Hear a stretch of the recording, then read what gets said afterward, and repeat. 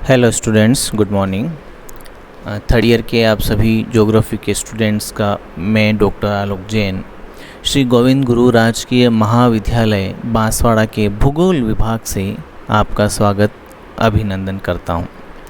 छात्रों, इस वर्ष आप सभी बिना परीक्षा के प्रमोट होकर के तृतीय वर्ष में आए हैं, तो आप थोड़ा सा मानसिक रूप से अपने आप को तैयार करें कि ऐसा हमेशा नहीं होगा।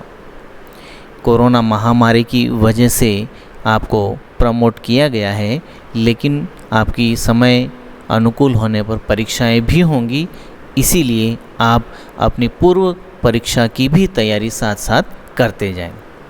छात्रों, मैंने आपको पिछले कुछ पीडीएफ और वीडियो में सिलेबस के साथ साथ फर्स्ट टॉपिक पर बात की थी, जिसमें हमने भारत का एक सामान्य परिचय और उसकी आकार विस्तार आदि के बारे में बात करते हुए साउथ ईस्ट और साउथ एशियाई देशों के संदर्भ में भारत की स्थिति क्या है, कितना आगे है, उन सभी पहलुओं पर हमने बात की थी।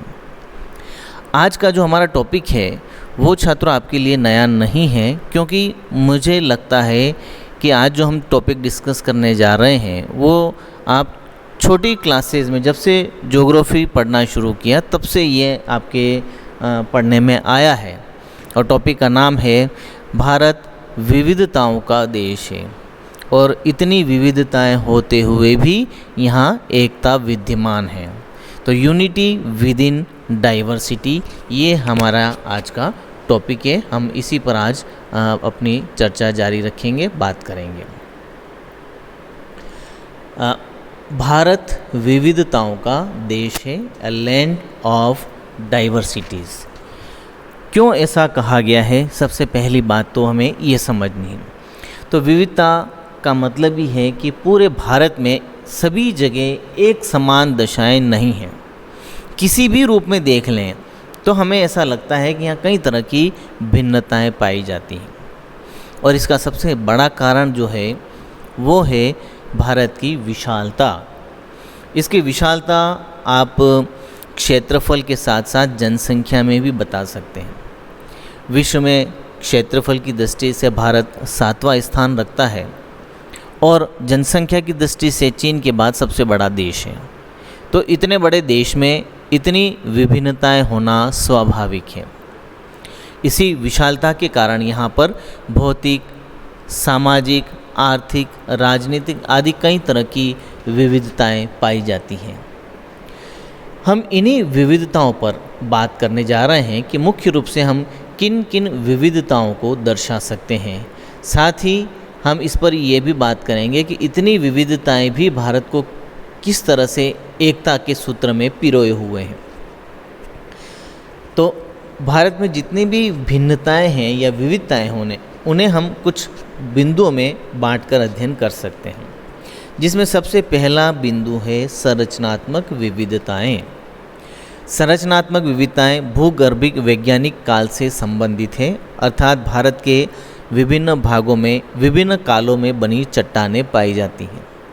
यहाँ पर दक्षिण के प्रायद्वीपीय भूभाग में विश्व की प्राचीनतम चट्टानें उपलब्ध हैं, और इन चट्टानी भागों में बहुमूल्य खनिज पदार्थ पाए जाते हैं। इसके विपरीत हिमालय जैसी नवीन वलित पर्वत श्रृंखलाएं भी हैं, जो नवीन चट्टानों से बनी हैं, और इन्हीं पर्वतमालाओं से निकलकर जो नदियां प्रवेश करती हैं, उन्होंने भारत के मैदानों का निर्माण किया है। तो इस तरह से दक्षिण का पठार, हिमालय के पर्वतीय प्रदेश और विशाल मैदानी भाग, ये तीन अलग अलग तरह के स्वरूप या प्रदेश हमें इन संरचनात्मक विविधताओं में दिखाई देते हैं। भूवैज्ञानिक दृष्टि से यहाँ कई तरह की भिन्नताएं पाई जाती हैं। अब कौन कौन सी भिन्नताएं हैं, किस तरह की भिन्नताएं हैं, इसमें अलग अलग समय या काल में बनी चट्टानें आती हैं, और इनसे भारत के 3 मुख्य भौतिक प्रदेश जो अभी मैंने बताया आपको, पठारी प्रदेश, मैदानी प्रदेश और पर्वतीय क्षेत्र बने हैं।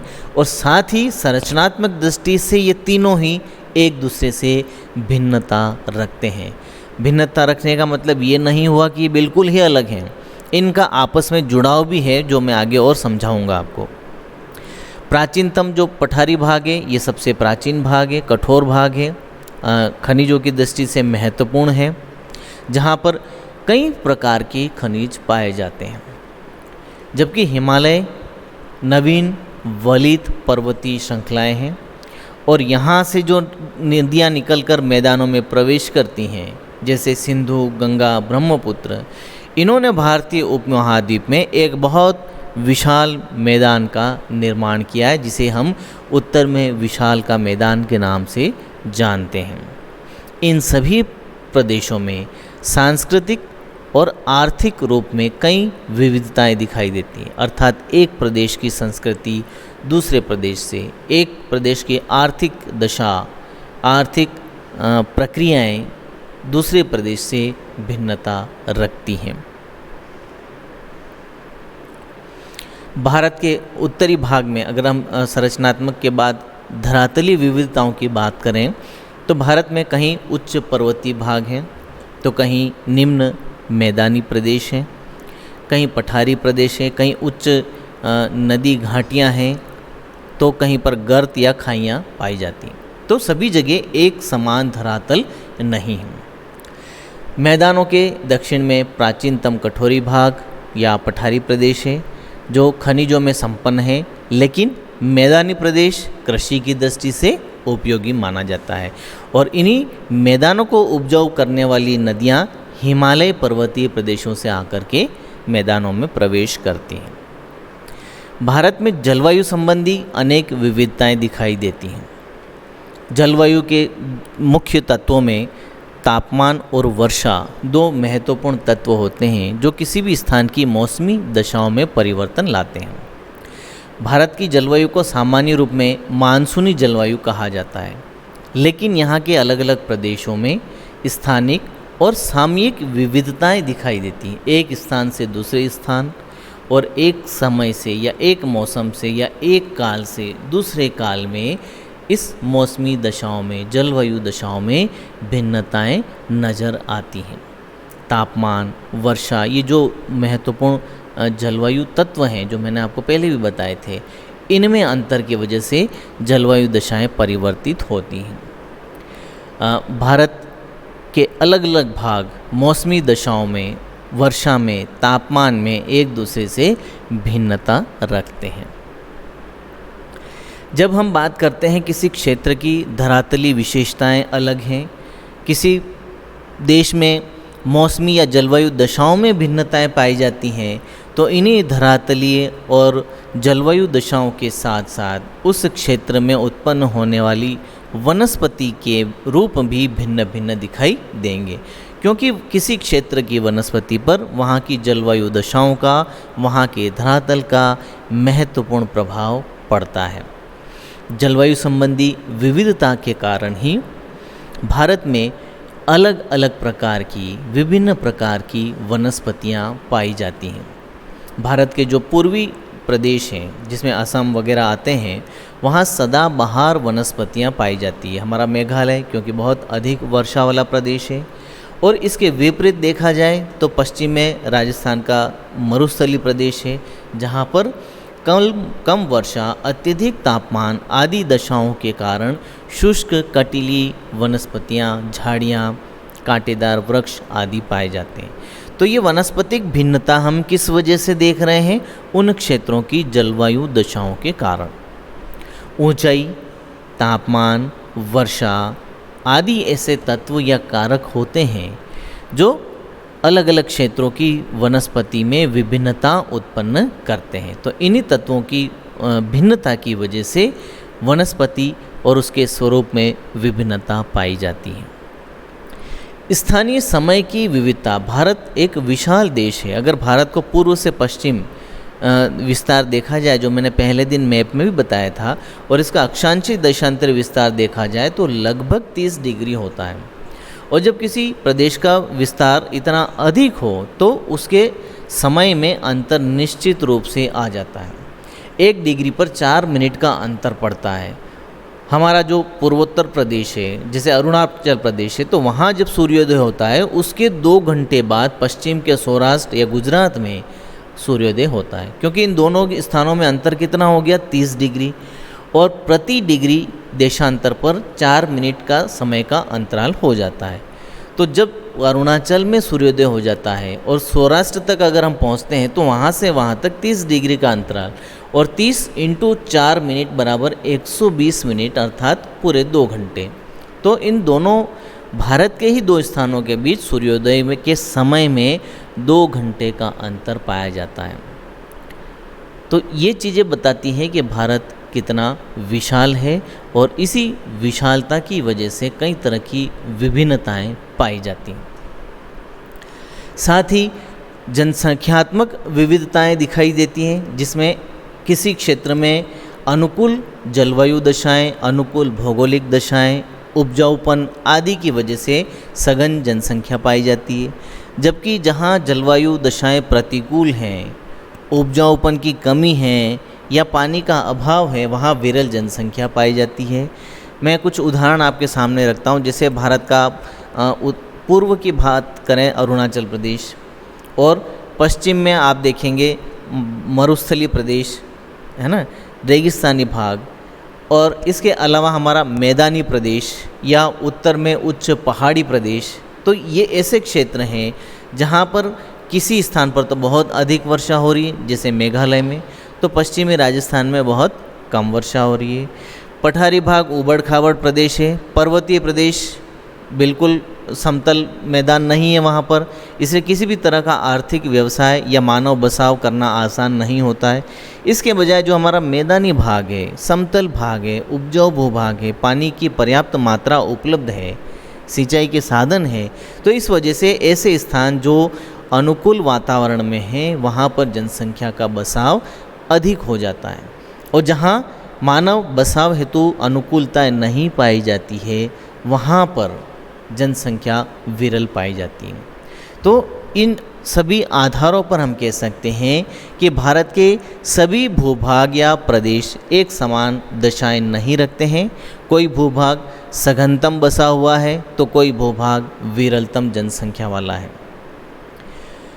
प्रतिकूल जलवायु में विरल और उपजाऊ मैदानी भागों, नदी घाटियों, अनुकूल जलवायु दशाओं में सघन जनसंख्या का निवास है। पहाड़ों की तुलना में मैदानों में मानव अपना बसाव करना अनुकूल समझता है। विभिन्न राज्यों के जो जनसंख्या के घनत्व हैं वो अंतर इसी वजह से आता है। जनसंख्यात्मक विशेषताओं के साथ साथ हम सामाजिक तत्वों की विविधताओं की अगर हम बात करें तो भारत के अलग अलग भागों में जाति, धर्म, भाषा और समुदायों के लोग रहते हैं। इतने भिन्न भिन्न लोगों के रहने के साथ साथ आपस में कई तरह की भिन्नताएं इन लोगों में पाई जाती हैं। अलग अलग क्षेत्रों के लोगों का भोजन अलग होता है, उनके रहन सहन, उनकी बोली, उनके सामाजिक रिवाज, गतिविधियाँ आदि में अंतर आ जाता है, और साथ ही साथ भौगोलिक दशाओं में अंतर के साथ साथ वहाँ की आर्थिक क्रियाकलापों में भी भिन्नताएं आ जाती हैं। इन सभी पहलुओं को देखकर हम ये कह सकते हैं कि भारत की विभिन्नता के प्रमुख उत्तरदायी तत्व या कारक भारत का विशाल आकार या विशालता, पर्यावरण या वातावरण संबंधी विविधताएं, है ना, और इसके साथ साथ हम ये भी बता सकते हैं कि भारत में अलग अलग देशों से भी कई लोगों का आना हुआ है, जिसे हम आप्रवास के नाम से जानते हैं। तो उनकी भी संस्कृति का मिलान यहाँ पर हुआ है, जिसकी वजह से भिन्नताएं आती हैं। तो ये सभी तत्व, ये सभी पहलू हमें ये दर्शाते हैं कि भारत एक विविधतापूर्ण देश है, जहाँ पल पल हर तरह की विविधताएं नज़र आती हैं। तो ये बात सामने आती है कि भाई इतनी विविधताएं होते हुए भी भारत में एकता क्यों पाई जाती है। ऐसा क्यों कहा जाता है कि अनेकता में एकता के दर्शन भारत की विशेषता है। ऐसा कहा जाता है कि भारत अनेकता में एकता की विशेषता रखने वाला देश है। तो ऐसा क्यों है? इसके पीछे क्या मुख्य वजह है? हम इस पर बात करेंगे, जिसमें भारत जैसी विशालता के कारण विभिन्नताएं पाया जाना एक स्वाभाविक कारण है, और इसी विविधता के साथ साथ हम ये कह सकते हैं कि विविधता में एकता भारत का एक विशिष्ट लक्षण है, एक महत्वपूर्ण गुण है जो भारत में पाया जाता है।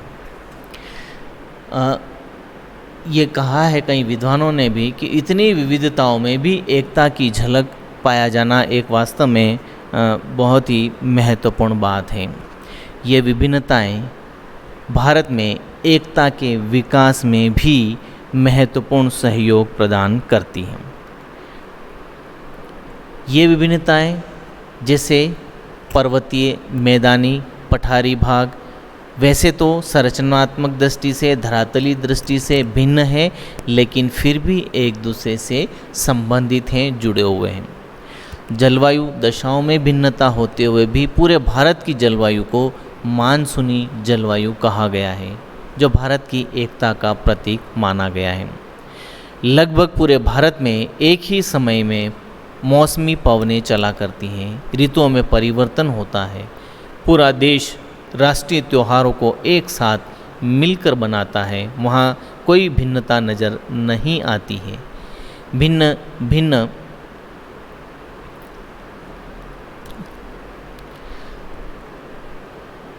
साथ ही अगर हम राष्ट्रीय त्योहारों की जो बात हमने की है, उसमें अलग अलग धर्म प्रथा को मानने वाले लोग, चाहे उनका त्यौहार हो या ना हो, लेकिन दूसरे के त्यौहार में भी मिलजुल कर अपना आनंद, अपनी खुशी मनाते हैं। मानसूनी पवनों का जो काल है वो पूरे देश में लगभग एक ही काल होता है। सामाजिक और सांस्कृतिक विशेषता की दृष्टि से बात करें तो सांस्कृतिक गुणों के आदान प्रदान से, सांस्कृतिक मिलन की प्रक्रिया होने से भारत के अलग अलग वर्गों में एकता का सूत्रपात किया।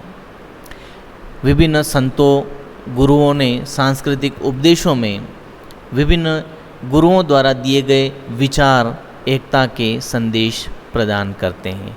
कोई भी धर्म, गुरु या संप्रदाय किसी भी तरह की भेदभावपूर्ण बात नहीं करते हैं।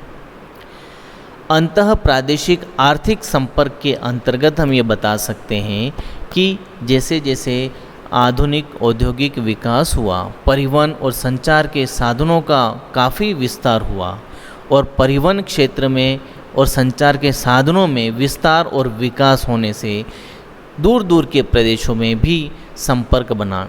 एक प्रदेश दूसरे प्रदेश का आर्थिक सामाजिक संपर्क बनाया गया, और उनमें आपसी संबंध बनने से उनके आर्थिक और व्यापारिक संबंध भी मजबूत हुए और सभी एकता के सूत्र में बंधने लगे। तो ये हमारा टॉपिक था जिसे हमने भारत की एकता और उसकी अनेकता के महत्वपूर्ण पहलुओं पर गौर करता है।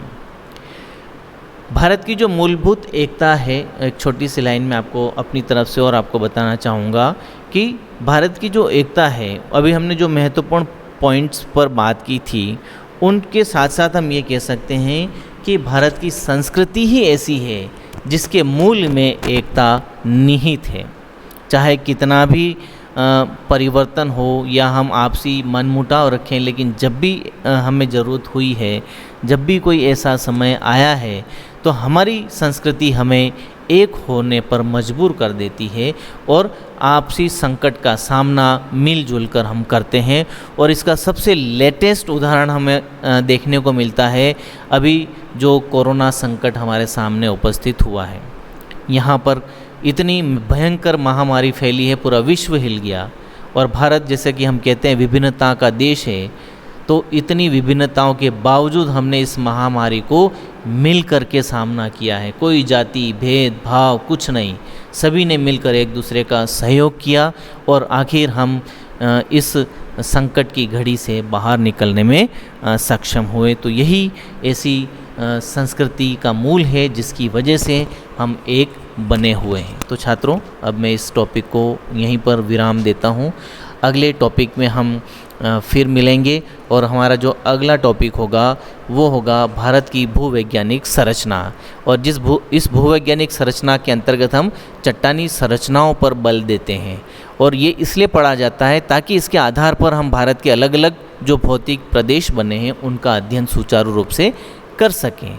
तो अगले टॉपिक तक हम इसको विराम देते हैं। तब तक के लिए थैंक यू वेरी मच, धन्यवाद।